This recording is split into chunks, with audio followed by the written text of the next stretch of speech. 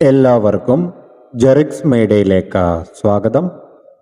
നേരത്തെ കുടിശ്ശികയായിട്ടുള്ള 2 ഗഡു പെൻഷൻ തുകയിൽ ഒരു ഗഡുവായിരുന്നു ഓണത്തോടനുബന്ധിച്ച് തനതു മാസത്തിലെ പെൻഷൻ തുകക്കൊപ്പം ഗുണഭോക്താക്കൾക്ക് വിതരണം ചെയ്തത്.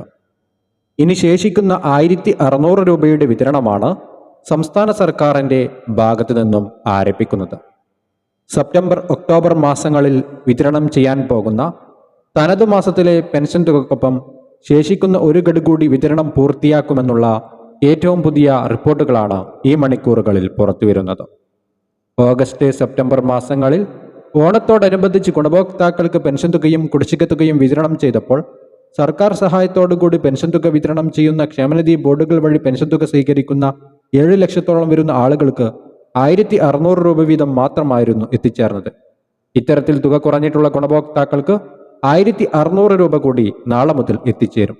ഇന്ദിരാഗാന്ധി ദേശീയ വാർദ്ധക്യകാല പെൻഷനുകൾ, വിധവാ പെൻഷനുകൾ, ഭിന്നശേഷി പെൻഷനുകളിലെ കേന്ദ്രവിഹിതമായ 200 രൂപ മുതൽ 500 രൂപ വരെയും 500 രൂപ മുതൽ 1000 വരെയും തുകയിൽ കുറവുള്ള ഗുണഭോക്താക്കൾക്ക് പ്രത്യേകം ശ്രദ്ധിക്കുക.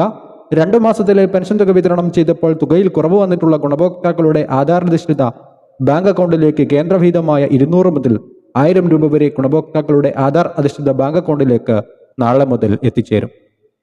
സെപ്റ്റംബർ ഒക്ടോബർ മാസങ്ങളിൽ 2 ഗഡുവായി ഗുണഭോക്താക്കൾക്ക് പെൻഷൻ തുക എത്തിച്ചേരുമ്പോൾ ശേഷിക്കുന്ന കുടിശ്ശിക തുക പൂർണ്ണമായും തീർത്തി വിതരണം ചെയ്യുന്ന ഒരു രീതിയിലേക്കാണ് സംസ്ഥാന സർക്കാർ നടപടികൾ ആരംഭിച്ചിരിക്കുന്നത്. പെൻഷൻ കുടിശ്ശിക തീർത്തി വിതരണം ചെയ്യുന്നതിന് പുറമെ പുതുക്കിയ പെൻഷൻ വിതരണം ഇനി മുതൽ ഏറ്റവും അർഹതപ്പെട്ടവരുടെ അക്കൗണ്ടിലേക്ക് മാത്രം ആരംഭിക്കുന്നതിന്റെ ഭാഗമായി സോഷ്യൽ ഓഡിറ്റിംഗിന്റെയും മസ്റ്ററിംഗിന്റെയും ഭാഗമായി തയ്യാറാക്കപ്പെട്ട ഏറ്റവും പുതിയ വിതരണ ലിസ്റ്റിന്റെ അടിസ്ഥാനത്തിൽ മാത്രമാകും വിതരണം ആരംഭിക്കുക. കേന്ദ്രവിഹിതം എത്തിച്ചേരാത്ത ഗുണഭോക്താക്കൾ പ്രത്യേകം ശ്രദ്ധിക്കുക. ആധാർ അധിഷ്ഠിത ബാങ്ക് അക്കൗണ്ടിലേക്ക് തുക വിതരണം ചെയ്യുമ്പോൾ ആർക്കെങ്കിലും തുക ലഭിക്കാതെ ഉണ്ടെങ്കിൽ ബാങ്ക് അക്കൗണ്ട് വിവരങ്ങൾ സംബന്ധിച്ചുള്ള രേഖകൾ പെൻഷൻ അനുവദിക്കപ്പെട്ട തദ്ദേശ സ്വയംഭരണ സ്ഥാപനങ്ങളിലെത്തി സമർപ്പിക്കേണ്ടതാണ്.